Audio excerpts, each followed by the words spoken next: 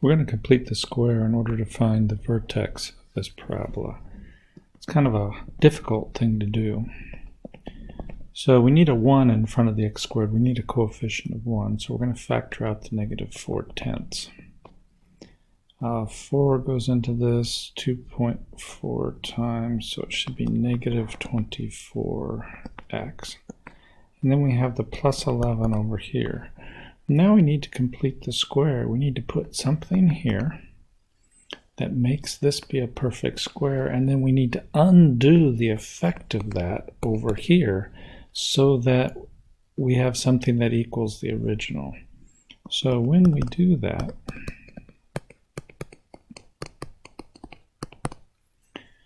the thing we're going to add is half of the negative 24 times itself. That's negative 12 times negative 12. That's plus 144. Now over here, we have to undo that. So the question is, what do I add on over here or subtract over here to undo the effect of this 144? I don't really like the way the software writes this. If this was truly 144 being added to the right-hand side of this equal sign, then we would subtract 144 over here. But the net effect of this is not adding 144, it's 144 times negative 0.4. So let's do that, 144 times a 0.4, and then we're going to have a negative. So the effect of this, adding 144 inside this parentheses, is to subtract a 57.6 from this side. So to undo that, we're going to have to come over here and add 57.6 to this side.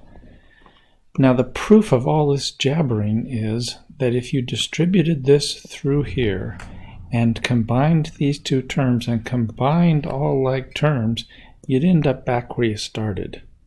So this is another way of representing this. Now we're getting close to done because this is a perfect square. We made it be a perfect square, so we're not too surprised that it factors into a perfect square. And over here, when we add these two, we get 68.6. So then the question is, what is the vertex? Well, the vertex is actually fairly easy when you've completed the square, because the vertex consists of an xy pair of numbers where the x number is the number that makes this value in the parentheses that's being squared, that makes this thing in here be equal to 0. So how can x minus 12 equal 0? Well, only when x equals 12. And then the value of the y value of the vertex is what you get when you put 12 in here. And when you put 12 in here, this becomes 0. 0 times 0 is 0. 0 times negative 0.4 is 0. This whole term becomes 0 when x is 12. And so the y value is just this leftover thing here. And so the vertex is at 12 and 68.6. I hope this helps.